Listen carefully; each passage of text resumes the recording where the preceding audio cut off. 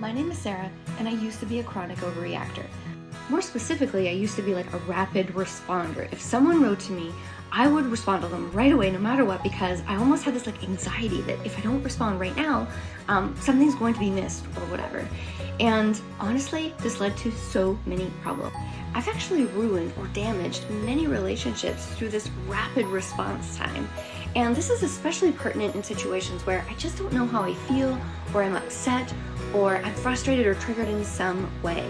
So one of the best ways that I've regained control of myself, my life, my relationships, and honestly even my business has been really slowing down my reaction time in situations where I'm not quite sure how I feel or where I'm feeling upset or annoyed.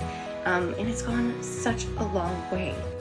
Because waiting can also give us way more perspective. We tend to respond a lot better, we're more in touch with how we feel, and we have better perspective on a situation when we're not responding from that place of really heightened emotion.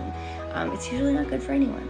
So I just want to make this video to say, if there's one thing you could do to improve things, if you're a like rapid responder like I was, overreactor / quick response time, just waiting often helps tremendously to get your feelings sorted and the right things to say.